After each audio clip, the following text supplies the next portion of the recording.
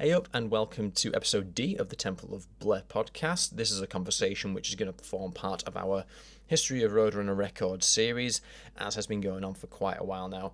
This is a conversation with Mike Kaufmann of the band Defiance, Bay Area prog thrash outfit from the mid 80s to the mid 90s, reforming again to produce a fourth album in the late noughties, and reforming again in the modern day in the last couple of years to produce their fifth album, which should hopefully be around, I'd say, in the next 12 months or so, obviously with current events knocking it onwards in production.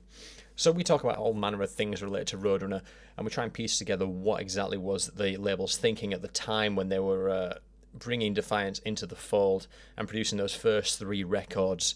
So without further ado, this is Mike Kaufmann. 1, 2, fuck shit up!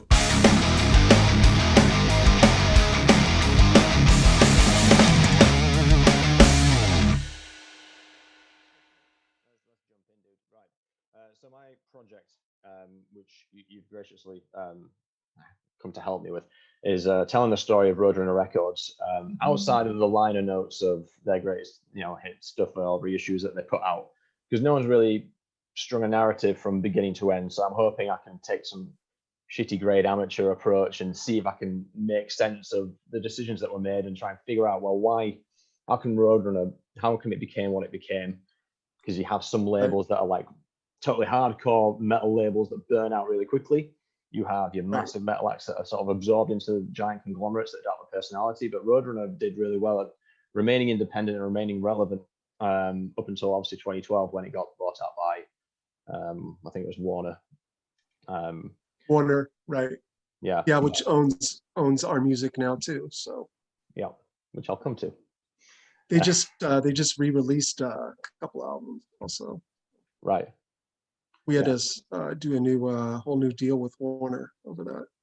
Well, let's. In fact, I want to jump into that, so I'm going to make a note. But I want to try and get some sort of chronology. How's the new album going? I'm going to jump into that stuff first. Okay, so well, as you know, we're going through the COVID crisis. So, you're talking about the new Defiance album. We're in the process of writing. Our drummer lives 3,000 miles away in New York, so he was planning on actually commuting out here for practice, but this whole COVID thing happened, so it kind of put it on hold. So we're just kind of writing on our own. We had a show set up last April, the Milwaukee Metal Fest, which was canceled because of COVID, which is what got us back together in the first place. So right now we're just very much in the writing process and kind of waiting for the whole thing to hopefully end soon. Same here. Have you not considered doing effectively a remote creative process? I mean, a lot of people, especially in the pandemic, have been kind of forced into getting into Ableton Live. Yeah, and even though the drummer's 3,000 miles away, it's like, program the drums. Here's the song. Does this sound good? Are you offended by me writing new drum parts? Right. Yeah. Right. We're doing that. Jim Adams, our guitar player, has a problem with his elbow right now, so we're kind of waiting for him to heal. Or we're not going to do anything without him. And as you know, we lost one of our guitar players a number of years ago to cancer, and we're not going to do anything without Jim. So he's feeling better now. So once he's able to play again, which hopefully will be next month, we're going to get him up to speed with all the new stuff and probably do something remote like you're talking about. It seems to be like the in thing right now. Everybody's doing that. It's interesting because some of the people I speak to, such as Realm, I spoke to Cyclone as well, Jaguar, and I haven't spoken to Satan about this particular bit, but a lot of those guys are like, nah, we have to be in the same room. We have to jam it out. We can't structure like a riff oriented, like a Frankenstein arrangement. They have to jam it out. So it's kind of reassuring to me as a green millennial that you're adopting the chop it up and piece it together approach, at least for the writing process, because no point losing time, is there? Yeah, well, yeah, our writing style used to be, we once had a song had 27 different riffs. Right. And I'm in a band now where we have 2-3 riffs in a song, so it's quite a bit. Yeah. You know, It's certainly substantial. yeah. Well, I'm But glad yeah, you're the back new anyway. Defiance stuff will be very similar to the old stuff. We're not like changing our style a lot. That's cool. I'm glad you're back anyway. I'm glad it's another thing that's reassuring to me is I'm not going to presume your age, but I'm going to presume you're older than me, and I'm happy that. Well, I would have to be. Yeah, I know. This is the. I'm 54. Okay, I'm 31. It's just reassuring to me to see like a load of bands that a conventional press or a conventional journo would sort of go, there was a heyday and then there was a collapse or whatever. But now I'm like, oh great, when I'm 60, I can still just crack out and mosh out. Right. Well, when I was 15 years old, I saw my first Metallica show, and it was like one of their very first shows ever. I think it was actually their first show in San Francisco. There was like 20 people there, and that's kind of what got me hooked on the whole thrash metal thing. We kind of, all the bands around here kind of rode on their coattails. Testament, Exodus. Exodus is as old as Metallica. Yeah. A lot of people don't realize that, but Forbidden, Violence. Yeah, man. I think metal's got to an age now where people are realizing that there isn't a cut-off point. They used to say it's the young man's game. Now they're just saying it's a man's game, or a person's game these days. I was watching some footage of the all-female Iron Maiden tribute, and it's tight as fuck. It's ace. Right. Yeah. Well, I see. There's a lot of new around here anyway. There's a lot of high school age kids doing thrash metal, and I think that's awesome. I never would have thought 30 years ago that it would be alive this long, but that's great. Yeah, man. Yeah. Let's jump into some Roadrunner stuff, but I'll let me bookend that bit by saying I'm glad you're back. Just crack on and keep just making the metal happen because it's important. Right on. Thanks. Yeah. So onto Roadrunner Records. I believe it was the Hypothermia demo, which is what created that initial connection with Roadrunner. And I believe it was Monty who was your guy. Can you tell us a story about how he got to hear the demo and how he approached you guys and how the deal went down and what were your first impressions, all that lovely stuff? Yeah. Okay, so what happened was we were recording a demo. It was actually after the, people are mixed up, the Hypothermia demo, whatever. It had that song on it, but we were recording that demo, a 4-song demo, when our then manager, who was Ace Cook, he worked for Testament, and he was leaving to go on tour in Europe with Testament, and we rushed a quick mix of those 4 songs and just gave him one tape. The story, I think, is he got that tape to I think his name is Andre Verhusen, if I remember, who worked for Roadrunner. Do you know that name? Okay, right. Okay. So in painting this picture, right, I've had to go onto the back of LPs on Discogs and try and work and squint at the screen like this and try and. His name is there. Yeah. But it's always Andre Voyerson or whatever it is, and his mother in the thanks section. I probably not pronouncing it correctly. No, I'm probably not reading it correctly. I'm probably not recording it correctly. But I recently got back in touch with Satan because they were the first ones to answer some of my questions about this kind of the signing and business side.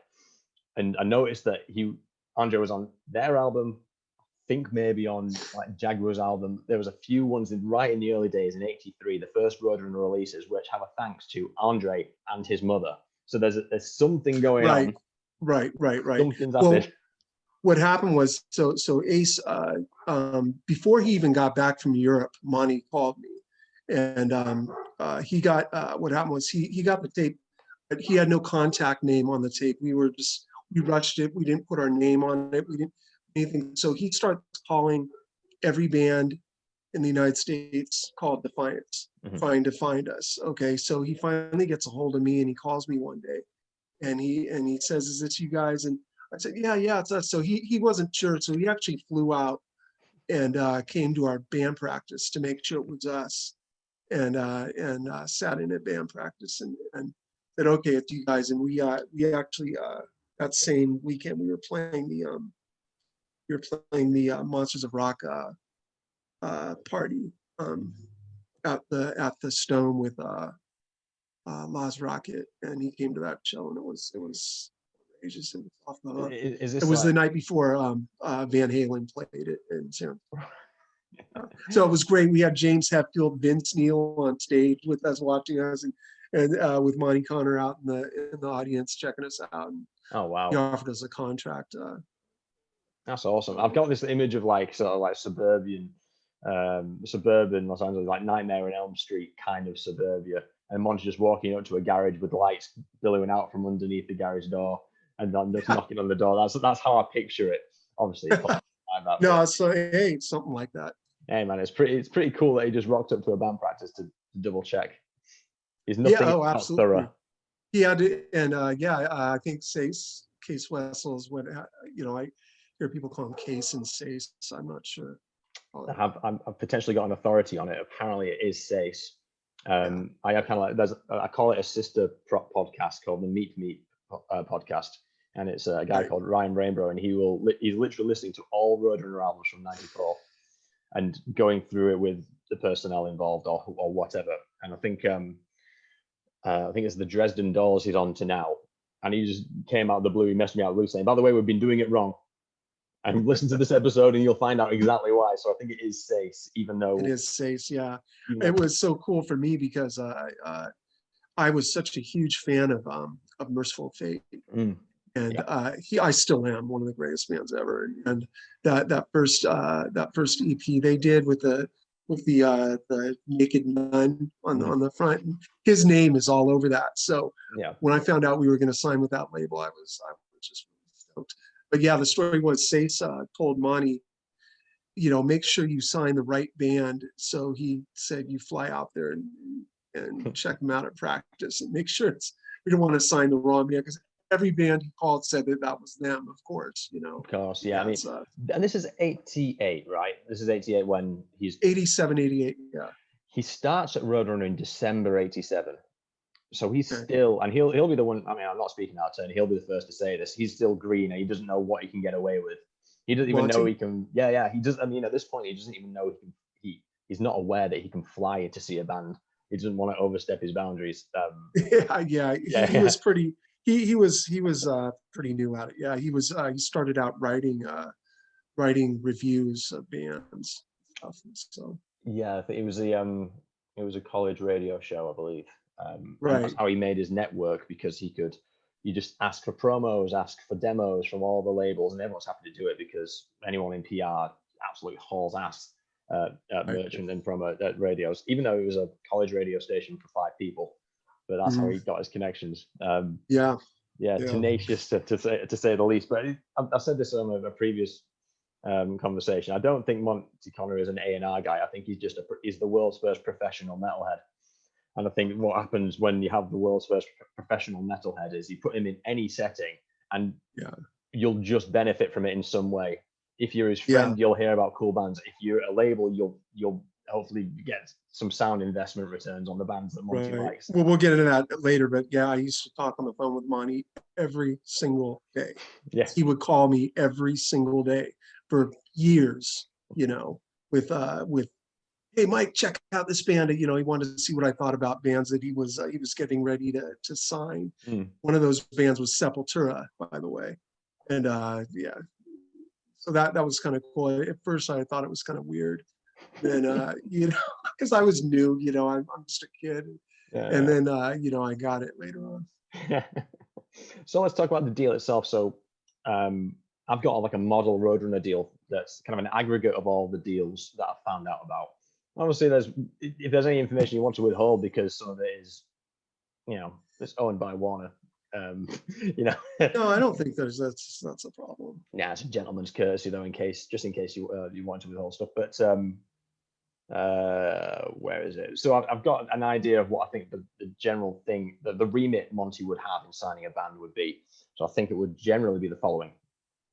6 to 7 albums, generally 6 to 7. All intellectual property and publishing is retained by Roadrunner. No guaranteed tour support. So they would likely big up the idea that they can provide tour support when you're out on the road, but they won't guarantee it.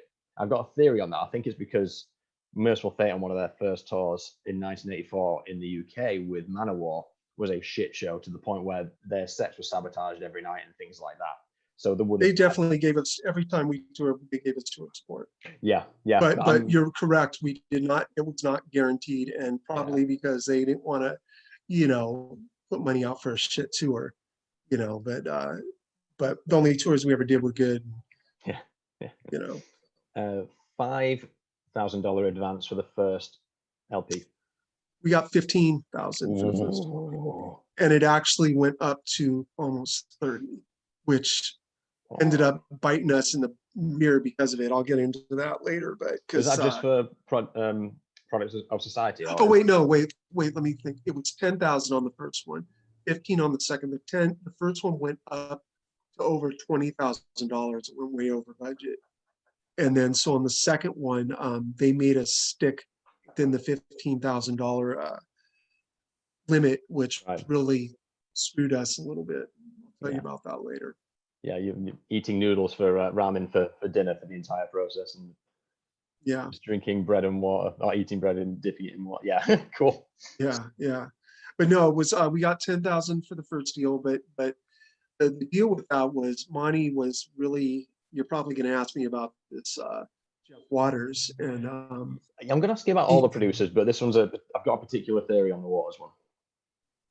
Yeah, he before we even signed a deal with him, he was drilling into my head Jeff Waters and Annihilator, who I'd never heard of at the time, and he would send me stuff, and I really liked what I heard, but it was not the Bay Area crunch sound that we really liked, and everything. Jeff Waters is an amazing guitar player, that, and music is great, but he just really, thinking back, I totally made a mistake agreeing to this, and he knows it too, and we like the idea of going to Canada for a month to record, and hey, we're just kids, this is going to be awesome. Yeah. We had no idea what was going to happen when we got there, and when it ended up being a disaster when it came to guitar tones. And he had a certain idea the way he wanted our guitars to sound, and we got in a huge fight with him. And what it boiled down to was he said we had to keep the guitar's volume knob down to 7, which took away the entire crunch. Yeah. And Doug Harrington, blew his top. And he's like, you can't do that. And finally what happened was we got on the phone with Monty, and he actually flew out there, and it became, either Jeff's way or our way, and Jeff won. And we had to stick with what he said. I had a it really sucked, I had like a side question, which was how did Monty get an exec producer credit on the album? And I guess that's why, because he came in.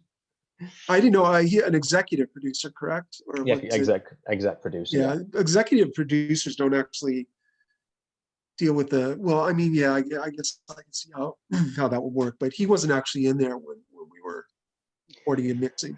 I mean, I think maybe the term executive in that context can be very, very loose. Right. He's an executive producer in the way that he put us with Jeff Waters. Yeah. And got us all together. Just going back to the deal, just because I noticed something when I said all the intellectual property and publishing retained by Roadrunner, you said, I'm pretty sure, did I catch you saying close? Yeah. We were able to retain 50% of our publishing, and which actually, we had a great lawyer who actually changed our contract before we signed it. And I think it got past their attorney. And a couple years later, I can't remember their attorney's name. I think he's dead now, but we a couple years into the contract, we said, hey, you guys owe us money, and they actually had to send it to their attorney. And they're like, I remember talking to them about it, and they're like, I'm really glad you're getting this money. That's what they said to me, and that's exactly how they said it. And so they had to write us a check for that money. And Wow. so that was kind of cool. And I don't think the other bands on Roadrunner got that. No, especially not to that extent. That's a good deal with Roadrunner, because that's Case's his stalwart in his deals is he keeps all the publishing. Right. So that you've done a blinder there, Nate. Well done. yeah. Right. So, but other than that, it was a 7-album deal, and each album went up $5,000. Right. Okay, and that explains the progressive. Right. And then anyway, yeah. So what created the delay? If you were 20K, if you were 10K over budget on the original 10K, meaning the product of Society would be 20K, was it just delayed because of the clashes with Jeff, or was there something else here? It was partly the clashes with Jeff, and we weren't even after we were finished recording, we all went home. We weren't in on the mixing and at all, which really pissed me off. He would send us rough mixes, so I would say that it went over budget, mostly because of Jeff and trying to polish a turd after the fact. I guess he said his exact words were, "I'll fix it in the mix," because the guitars came out really thin compared to what we want. He's like, "Don't worry about it. It'll sound crunchy as hell in the mix." Well, it never did. And a lot of people, that's their favorite album that we did. And it is. It's just that it's just way too. The guitars are just way too thin for our taste. Yeah, I can see why it is people's favorite album though, because I think each of those 3 Roadrunner albums have a very, very specific kind of flavor. Still consistent throughout in terms of a Defiance and the thrashy sound, but they've got their own macabre. It's really good. And for that particular album, there is there's a prog element that hasn't been touched on before, and I think the only comparison I can make is there's about a quarter of Death in there, as in Death being Chuck Schindler. Am I getting his name right?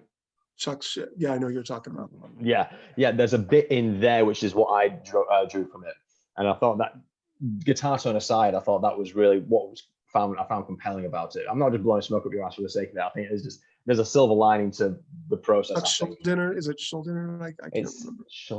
I think people call him Schindler, Chuck Schindler, but it's a bit Schulding. It's a Schuldiner, whatever. Something like, yeah. I know you're talking about. Yeah. So my theory on Jeff is because so the recording process for Product of Society will have been late 88, I imagine. Released, right, and it was released in 89. February 89.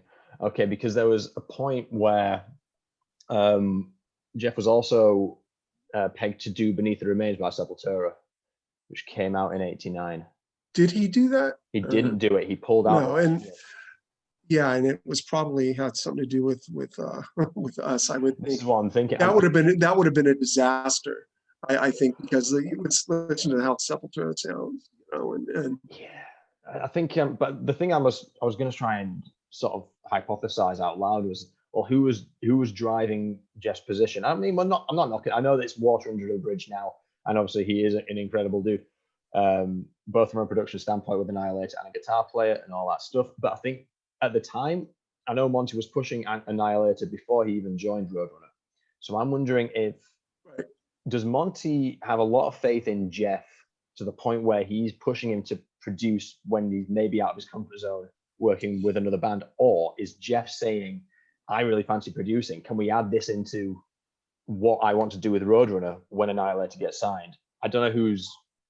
What I got more was that Monty was pushing Jeff to be a producer and was really thinking that he was going to be the man that created this awesome producer.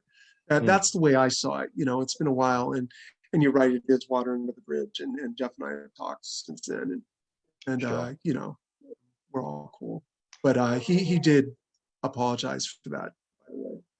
Yeah, yeah. Finally. I'll just put a disclaimer right at the start. They're saying this isn't contentious. This has kind of been talked about to death. But I think for the story of Roadrunner, I wanted to kind of penetrate it a little bit, because it's interesting to say it sounds like Monty wanted to incubate the talent and make like a golden, not, I don't want to say a golden goose, but like he wanted to establish a relationship, and maybe from a label's perspective, create an asset that would give Roadrunner the mark that it wanted. Monty's coming That's exactly it. He's doing thrash metal. That's what he's bringing to the table.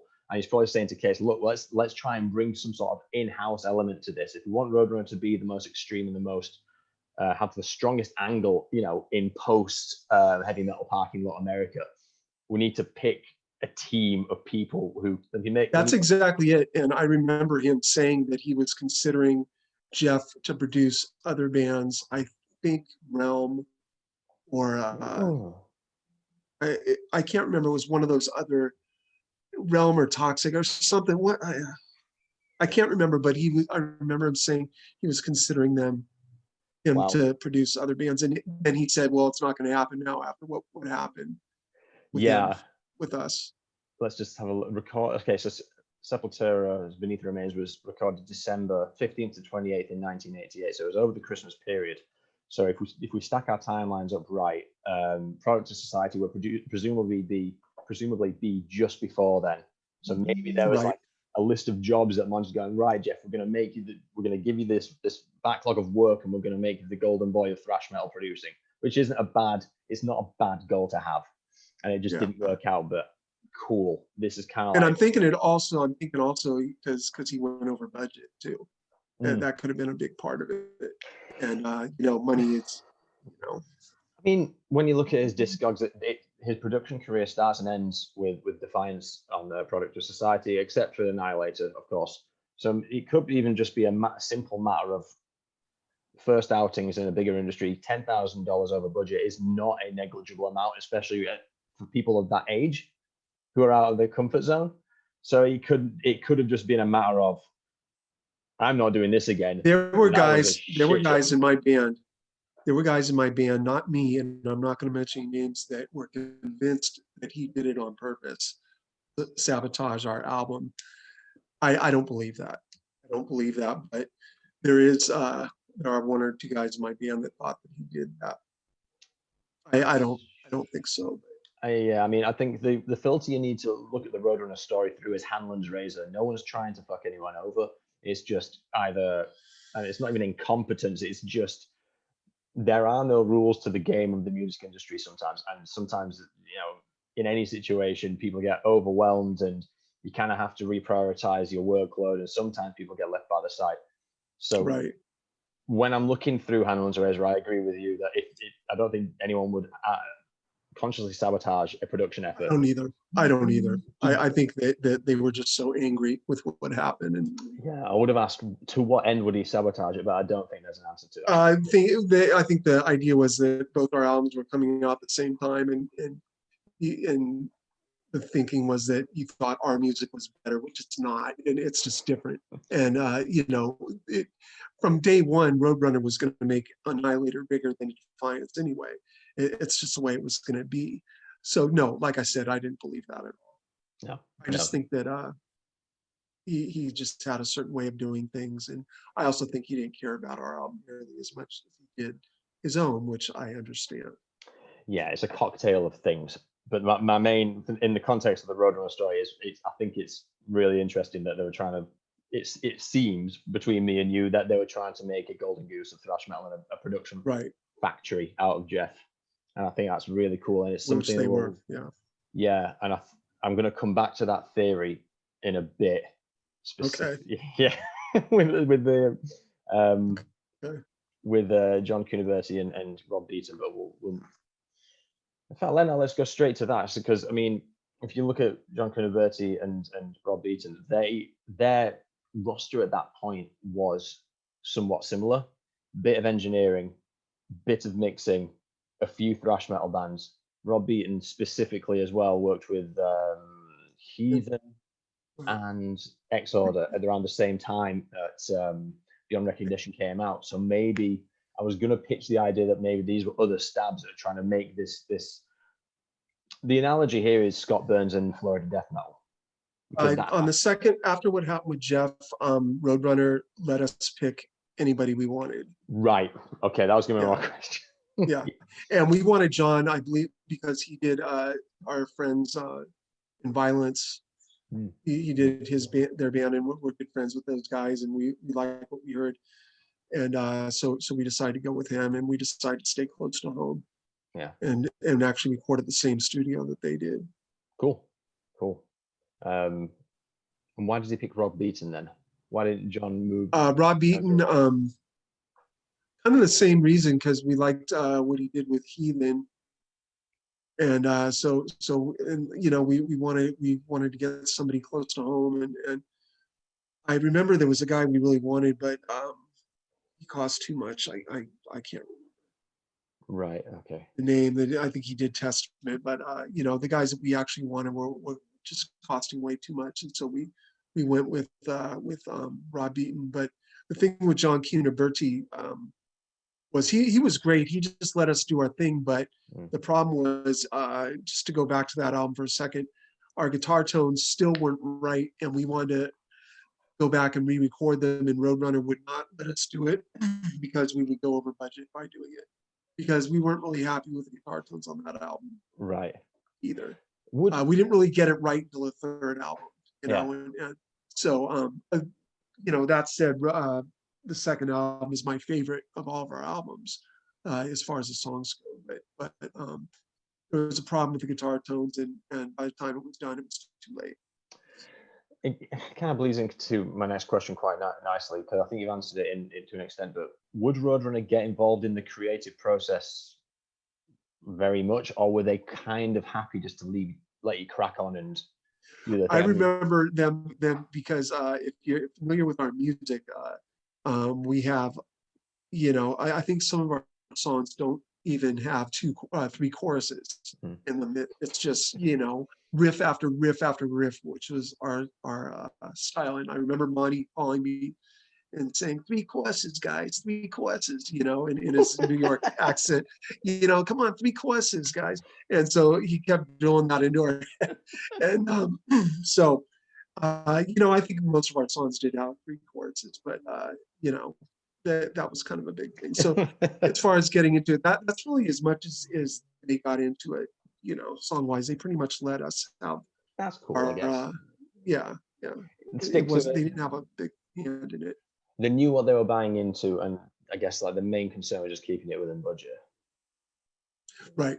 Right. And one thing you're talking about, well, you know, we switched to a different vocalist after the first album, and Roadrunner was very happy about that. Really? They really, oh man, they loved Steve, and they were trying to get him to be like the next Chuck Billy. And they actually wanted him to say that he was Native American, and he's not. He's Mexican. And Steve blew his top about that, and said, "I'm Mexican, God damn it!" And you know, so that wasn't going to happen. But yeah, they wanted him to change his name and say that he was Native American. But yeah, they were getting involved in that way. Well, they were seeing Testament just doing great at that time, and so they wanted us to. And we were getting Testament comparisons anyway at that time. Sure. He looked like Chuck Billy, and sounds like him too. So yeah. So ballsy. So could you imagine if they would have done that? It just would have made it even worse. Yeah. So I think that was a bad idea on Roadrunner's, on Monty's part. Oh yeah, I mean, maybe hindsight's 2020, but you don't try and deliberately mimic the ethnic composition of a more successful band to try and make it sell. Exactly. Yeah, it's not necessarily a winning strategy. Hats off to Rob Beaton though. I was doing a little background on him, and it turns out he mastered my favorite Star Wars film. So, and that's Last Jedi. So that's the viewership. Everyone's clicked off, unsubscribed, game over. But yeah, what an interesting career that guy's had. Was he also happy to just let you crack on? in terms of, I mean, in terms of Beyond Recognition, you said for the second album, John would just let you crack on and do your thing. Was Rob very much the same?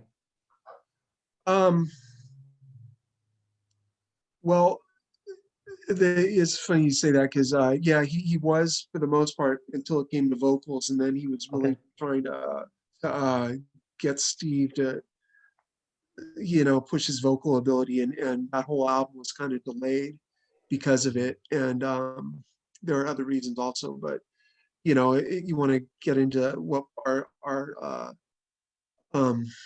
situation with Roadrunner.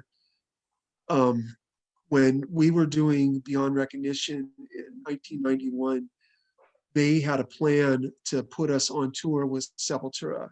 Sure. And that was our plan. And when the album got delayed, that whole plan was scrapped. And they went and signed Heathen, and Heathen got that tour. And that's exactly what happened. And so that, and as you know, that's the last album we did with Roadrunner. Yeah. Okay. Fair enough. Because when we were doing it, Monty was saying, "You guys got to hurry, man. Thrash is dying out." And because at the time it was, I think the grunge thing was starting, and of course I didn't believe it at the time. I was like, "Oh, you don't know what you're talking about." And when I think back, we should have done everything we could to get that album done on time, and we did. It was done like a year later. Then. All right. It's still my favorite album though. But then again, I wasn't alive through the time, but it's cool. I like. Yeah, you weren't even alive then. Wait. Oh, I wasn't. I was. You were alive. You were like 1 or 2 years old. Yeah, I was 1. Yeah, I was 1 or 2. Yeah, I was 2 years old when that one came out. But I wasn't. Right on. I didn't roll out of my crib going, you know what? I can hear some really good. It's. You heard the. So go on. Go ahead. Have you heard the fourth one? The fourth album? I've not yet. No, I wanted to focus on just the Roadrunner ones and not. No, I got you. Check it out sometime. When that's in a lot of ways my favorite. Yeah, cool. No, I definitely will. In fact, I think it's on my queue. But when Beyond Recognition faded out, I was like, okay, right, I need to just go through these again. But right. It's cool because of the timing. I can hear, and again, this is just hindsight, and this is me not being around at the time, but so I can kind of, maybe I've got a different perspective on it, but I can hear bits of Alice in Chains and bits of Faith No More in there, which are things that are happening. Absolutely. But again, that Defiance through line, keeping it thrash. It was in hindsight, it's so unique and it's so fresh for what was coming out of that time, because everyone's just trying to respond to things, whereas you were kind of embracing it. Yeah, that album was called Jazz Fusion. It was called all kinds of different stuff, and yeah, we were doing all kinds of, because we have such great musicians in Defiance, especially our drummer, who's actually a Broadway drummer for Wicked now. Yeah. And I don't know if you knew about that, but everybody is just such an awesome musician, and we really kind of want to show that off. Yeah, man. On that album. Hey, man, it completely shows, and it stands up completely. Thank you. Yeah, I had another anecdote, but I can't remember what it was now. But yeah, no, it's great. I mean, Steve's vocals also really beautifully kind of Lane Staley. What's funny is he hates his vocals. It's so, if it's so different than his style now. So yeah, totally. But it fits. It just fits. And I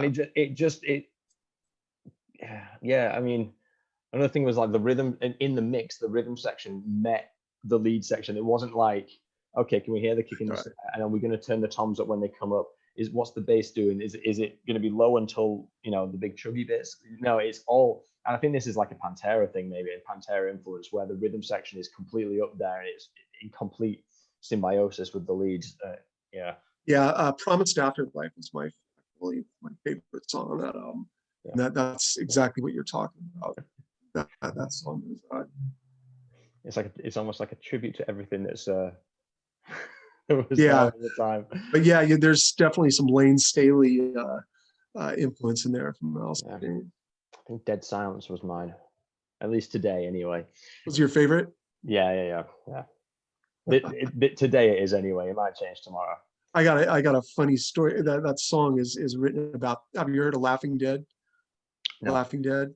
Okay, well that was a band back then. They never signed, but if you look at old Metallica pictures, you see James Hetfield wearing Laughing Dead shirts. They were big back then, and Steve was a singer for Laughing Dead at the time. Before we stole Steve from Laughing Dead, and so came the song "Dead Silence," because they were silenced after that, and so that's kind of how that song. Just a quick story.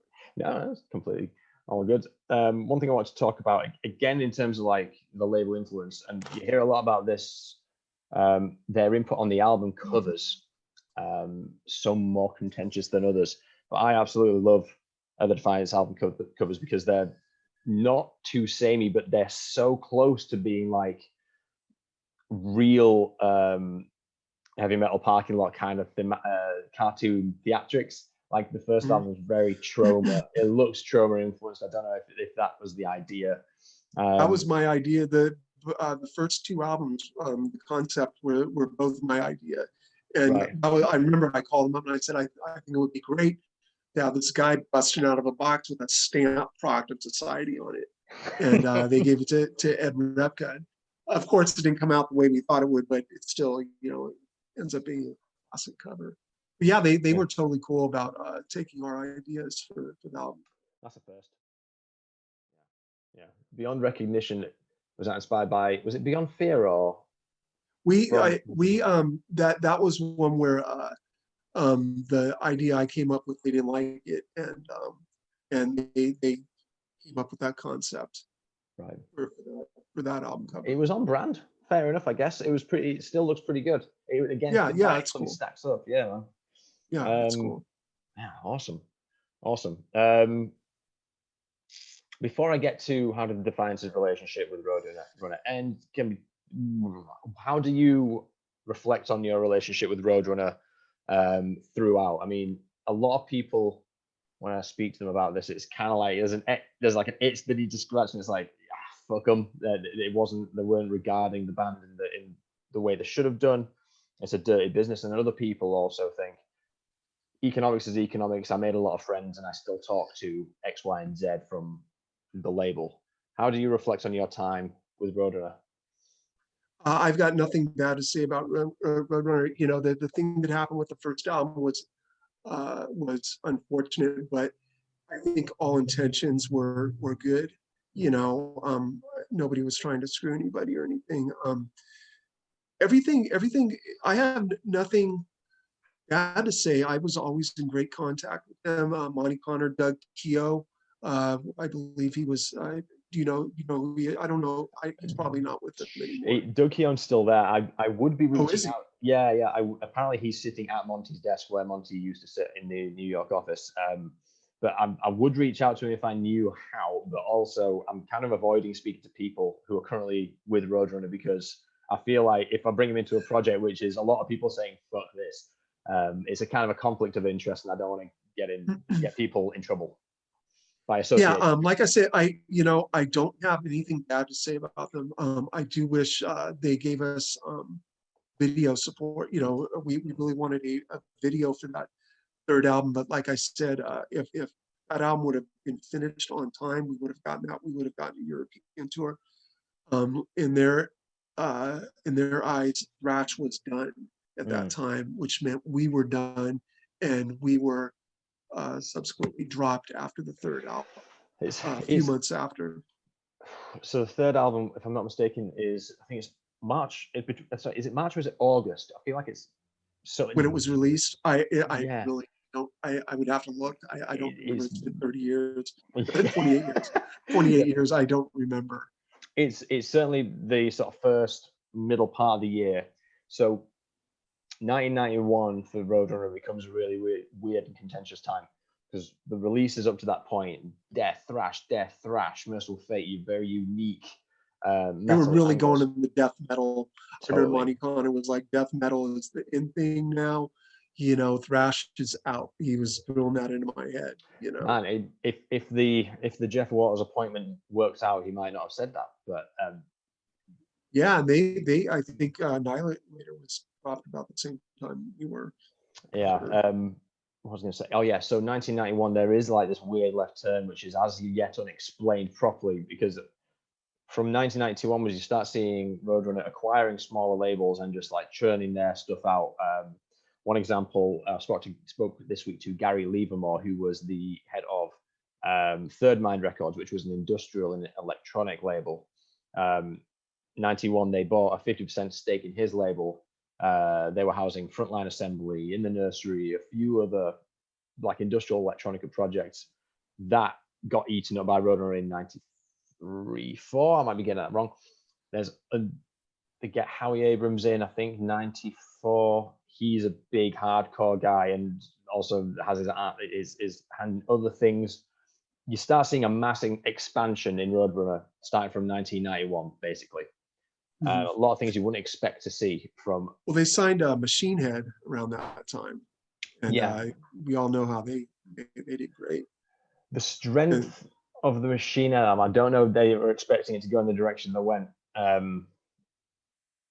But yeah, there's a few. Well, I got a funny story about that. Is we were on tour. We did a Machine Head did their very first show supporting Defiance, and we went down to LA and did a show with them. And I can't remember the guy's name. It was somebody from Roadrunner was there watching Machine Head play, and they signed them based on that show.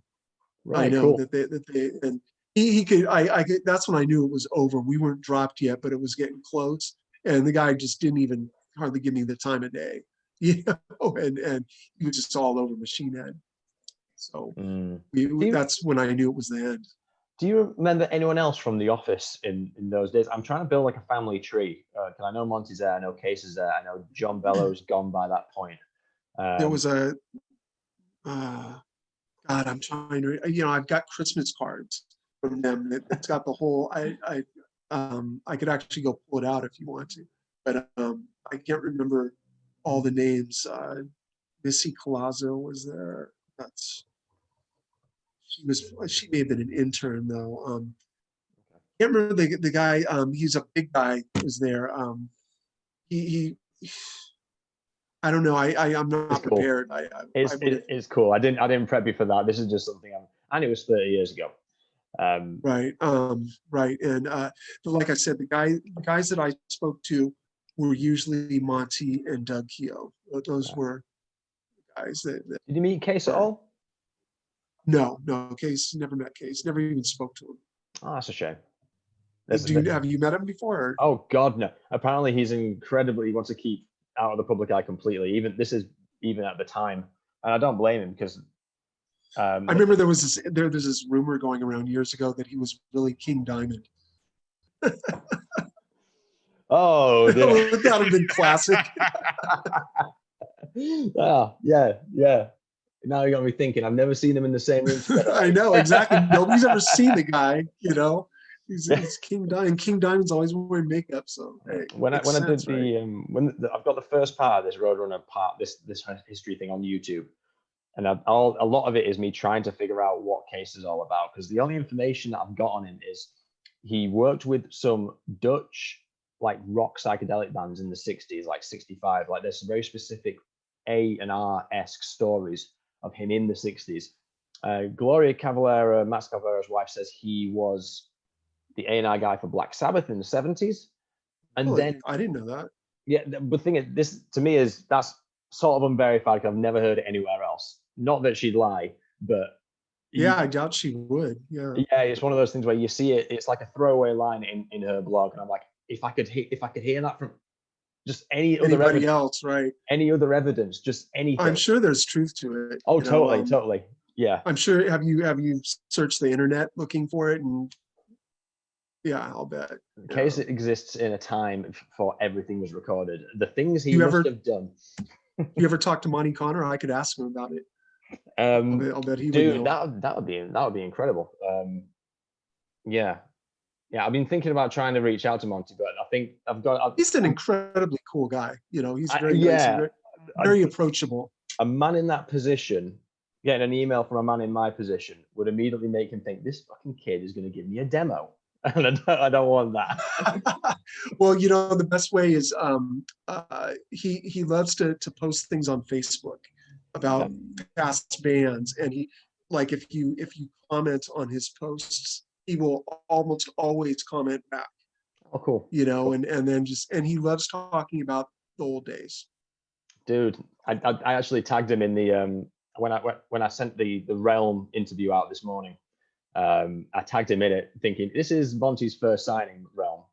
So, right. So it'd be cool if he because today is 30th anniversary of Suiciety, which is Realm's second album. So I thought, get it. This is why I was up so early this morning. Get it the fuck out. Celebrate this album and tag Monty, tag Realm. It'd be great if someone like of their caliber could see that, you know, we're celebrating it. But no, I've only just rejoined Facebook after a 4-year absence, so I am trying to work my way around the mechanics of it again. Yeah, they have this whole new look now that I'm not thrilled about. Yeah, I think I haven't in the last 2 days, and I was like, what the fuck is it? But apparently, oh yeah, I did message you, and you know what's weird? I still didn't get that message, and you did. My girlfriend says if we're not friends on Facebook, the messages that are from non-friends get sort of put in a sort of semi-accessible place. Yeah, and so what you should do is send me a friend request. I did. I searched your name, but it didn't come up, so I don't know.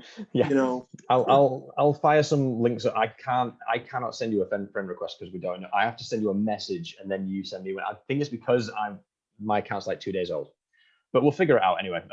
Yeah, because you could be spam or something like that, right? Totally. In fact, I was banned for the first 5 days because they thought I was a spammer. I don't like Facebook, so I tried to use a fake name. I don't blame you. I use it. It's a necessary thing for musicians, unfortunately. Yeah, unfortunately. You know, but to answer your question, no, I've not approached Monty. I'm trying to build enough clout. I'm trying to write the story and get a bit of a through line before I get his input, because as much as he likes talking about the old days, at the point where I'm at the project, I wouldn't leave him alone. And I don't want to if I end up speaking to him, I don't want to overstay my welcome within the first 5 minutes, because, you know. Yeah, I can get that. I get that. Yeah, but if you are still in touch with him, ask him, was Case Sabbath A&R guy? Because it'd be great to know, because to answer your question, I scoured. I'm really fortunate where I live, because the British Library in London is the catalogue of human knowledge, everything. So in the war, they built a second one a mile down the road from my house, and I can't fucking go in because there's a pandemic on. That would because why? Because there's a pandemic on, so they won't. Oh, right. Yeah.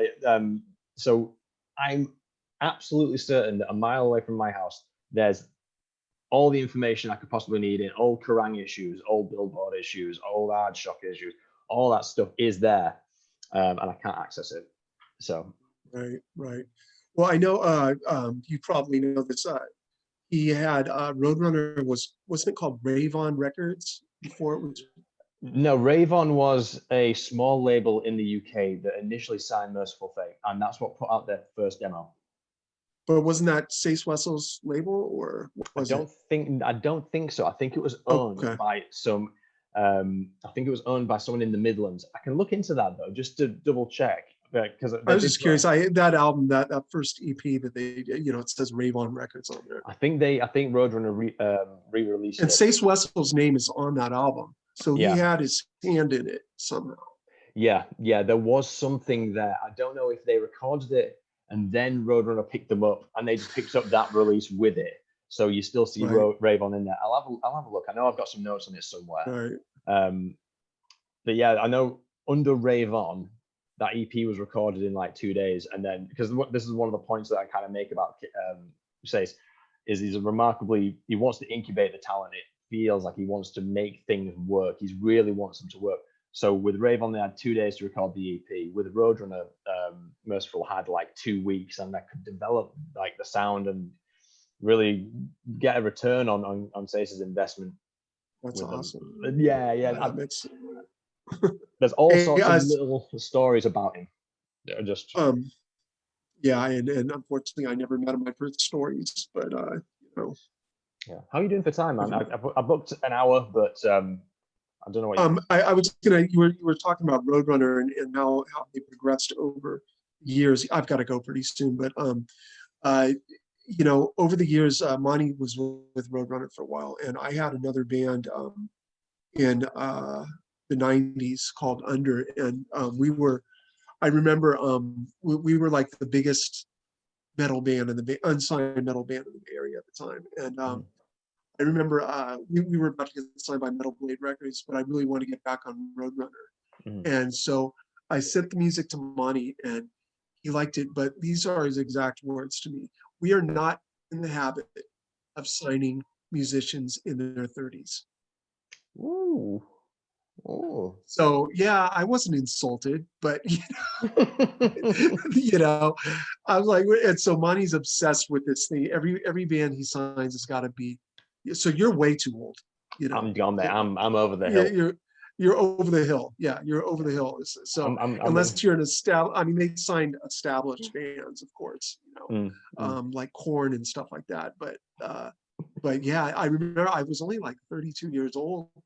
And he's like, we're not in the habit of signing bands in their 30s. Sorry. Yeah, that's brutal. Were over the hill. Yeah, that was a little hurtful. Hey man, it comes from like Case's his experience, and he'd been in the game for decades and decades. Yeah. So, well, it makes sense because they're trying to get the kids, to buy the music. And, yeah, exactly. And they're thinking, they're not going to go for new bands that are in their 30s. So I get it. Yeah. How much time by the minute have you got? I want to let you go if you need to go, but I've got so much. No, go ahead. I've got a few more minutes.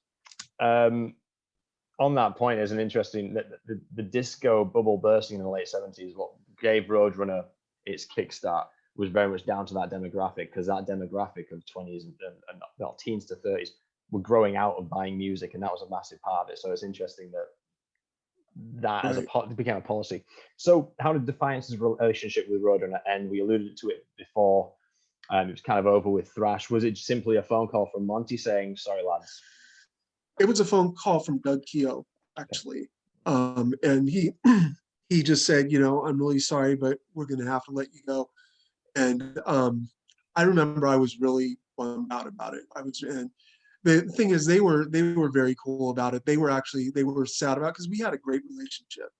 It's just, they're looking at it from a business point of view, and it just didn't make sense, to keep us on when thrash was dead, at that time. So I understood, but I would still bummed about it. Yeah, man. Yeah. It ended with a phone call. It's a good perspective, though. Business is business, unfortunately. And who are they going to drop the band, which could not be a return on investment, or they're going to sack the guy in the office that's spinning 10 plates and trying to keep the other bands afloat. And right, it's the way. And we weren't the only one. We probably were the one of the last thrash metal bands that they actually oh. Yeah. Okay, let's move on to some silly questions. Halloween tomorrow. Tell us your best ghost story or paranormal experience if you've had one. I don't. We thought my last house was haunted. Things were moving around on their own. My wife just walked in the door. I'm okay. But other than that, I'm sorry. I don't. Fine. But I do love horror movies, man. Yeah, man. I'm a big fan of The Grudge. Yeah. And the Ring movies and. I've had like a gap in my knowledge of horror movies. They were always on Channel 4 when I was a kid. Friday nights after 9 o'clock, I'd stay up and watch like Halloween 2 or whatever it is. But now I'm trying to backfill that knowledge, and I'll get there eventually. But not a lot of people have any ghost stories for me. The only ones I've had are about ghost dogs. Do you have any? I mean, I've had some weird stuff. I've never seen a ghost. I've had some strange coincidences. I'll tell you one from just the other day. My dad came up to visit me on his way back from putting flowers on my nan's grave, his mother. And as he pulled up, he had this strange look in his face. Like, what's wrong? And he said the music in the car that came on the radio was the music that we had at my nan's funeral, which was like very specific, like orchestral classic song that you wouldn't find on like a radio station, but for some reason it came on that day. That's when the day spooky. she died. Yeah. It's things like that. It's weird dreams of, someone speaking to me, and then I wake up to the phone call and I'm dying. It's that kind of stuff. Yeah. Yeah. I've had some crazy near-death experiences that where I should have been dead. That kind of spooked me out to this day. But other than that, no ghost stories, I'm afraid. That's okay. Okay, last but not least, tape trading. Let's do some tape trading. Is there a band, local or otherwise, who you believe deserved more attention? My band. I've got a band called Monster God, who we're like doom metal, and we're like one of the bigger bands in the Bay Area right now. We've got a great following. Put out an EP. Really, Mom? Hey, you know, I'm my kid walking through. Cool. Like I said, we put out an EP last year, and we're getting ready to. So I'm actually writing for 2 bands right now, Defiance. It's cool to be busy. But there's a whole surge of other bands coming out in the Bay Area right now. It all kind of died out. Everything's on hold now because nobody's playing live. But we were playing live every 2 or 3 weeks. Yeah. Are you into black metal at all? Not really, but I'm really into doom metal right now. Okay. That's what my band is right now. Yeah. Check it out when you get a chance. Will do. Have you heard My Dying Bride? Yes, I have. I used to go drinking with Hamish Glencross. I haven't listened to them in a long time, but yeah. Sure. Yeah. But yeah, this is the EP from my. Yeah. Awesome. That's coming through nice and clear. Beautiful. I'm going to check that out, and I'm going to signal boost where I can. I'll give you some black metal just because it's black and roll. It's like black metal but with rock and roll. It's like fast energy party black metal. It's called Hell Ripper. That's the band. It's a one-man Scottish project. I interviewed him the other day, and I feel I need to now push him as far as possible. But it's just so I get. It's cool. I get an itch scratch, like a children of bodom itch scratch, which I haven't had scratched in about 15 years. That's probably my endorsement. Okay. For Hell Ripper. Yeah. Okay. Are you going to play it right now? No. It's not like a radio show. I'm just telling people, listen to Hell Ripper. Listen to Monster God. I think where the problem with metal these days is that it's very oversaturated with a lot of guff. Oh man, it's crazy. I know. I really realized that, for the last couple of years. Yeah, it's just. Whereas when I first started out, it was nothing. Yeah. So I think that the way through this is to have a face-to-face endorsement of bands that you like, and then from there, everyone checking each other's stuff out and working from there. I think that's the way we rebuild the community. I'll give it a little bit more clout. Okay, cool. That was fucking great, man. Thank you very much. Okay, have a good day. Yeah, you See you later. All the best. Bye.